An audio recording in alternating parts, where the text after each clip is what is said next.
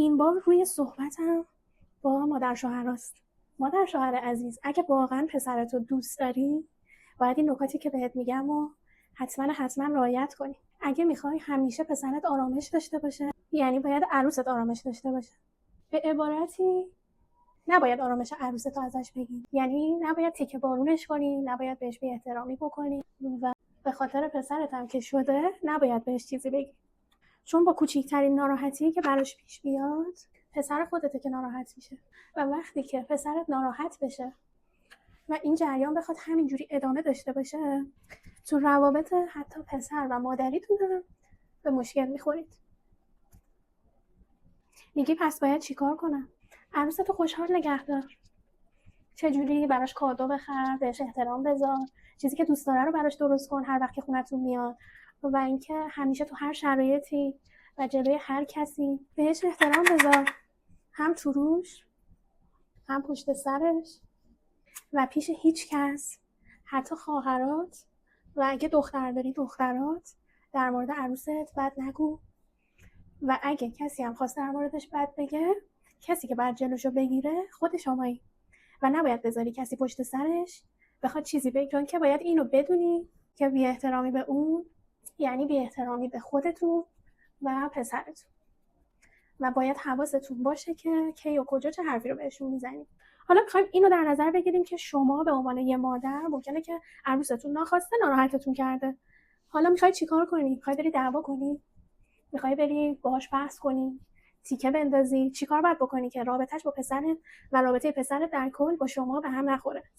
چیزی که من به نظرم درست میاد و میخوام راجبش فکر کنی اینه که تو مرحله اول باید ببینید که مثلا اون ناراحتی که ایجاد شده از خوبیایی که بهتون کرده بیشتره حدش یا کمتره و قابل بخشش هست یا نه، و اینو باید بسنجی که از عمد این کارو کرده یا نه. بعد با توجه به اون تصمیم میگیری که چیکار باید بکنی. اگه دیدی خوبیاش خیلی بیشتره و این کار غیر عمد صورت گرفته، حرفی که زده یا کاری که کرده ناخواسته بوده، خب میبخشی، تمام میشه میره.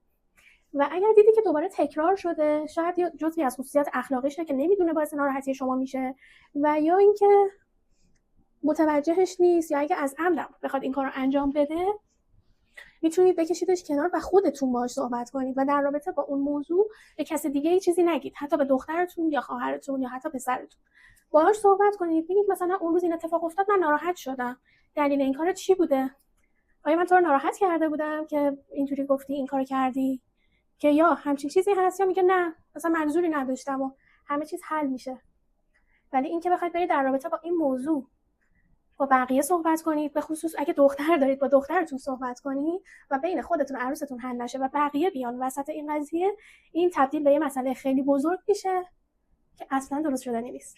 اگه مورد اینجوری بود خب حلش میکنید. اگر که مشکلی وجود نداره، خواهشاً در قالب شوخی و در قالب صحبت‌های عادی و یه خنده ریز تحت تاثیر حرف بقیه که حالا راجع به عروستون هر چیزی ممکنه بگن بقیه قرار نگیرید و رابطه درست و آروم و سرشار از صلحتون رو به خاطر حرف بقیه خراب نکنید.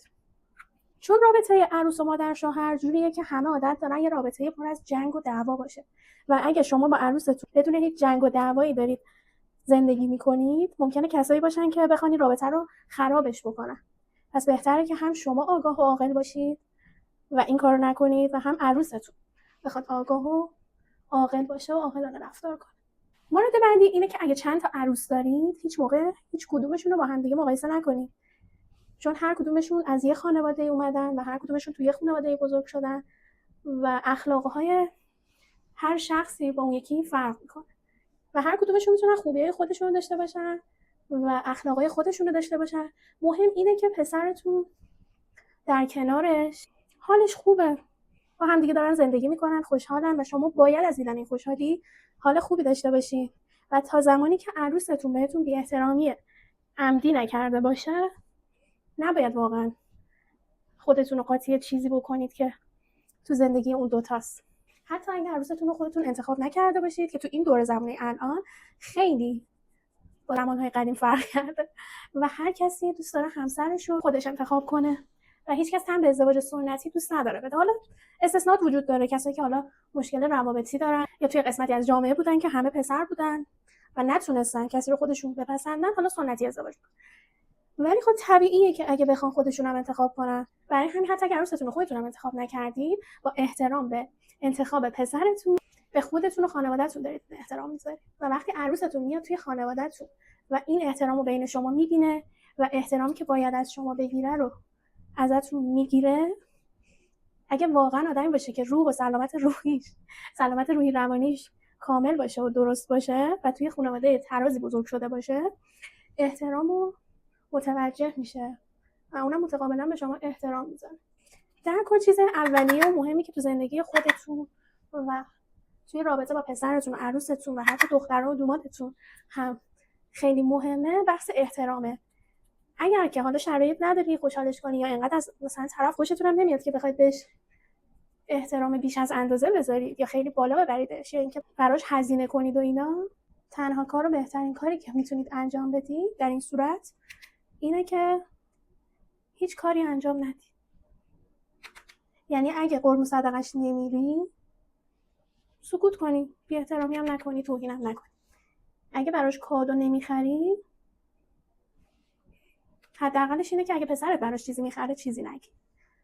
حتی اگه قرار نیست تبریکم بگی، هیچی نکن، هیچ کاری نکن.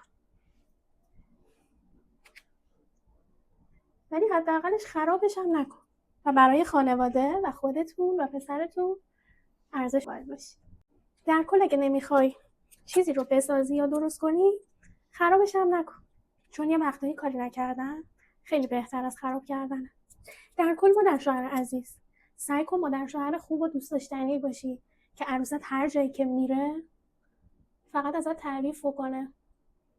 و اگه مادر شوهر خوبی نمیخوای باشی، حداقل مادر شوهر بدی هم نباش که عروست اگه از خوبیت هم جایی نمیگه بگه بدی هم نداره. نظر شما چیه؟ به عنوان یه مادر شوهر توقعت از عروس چیه؟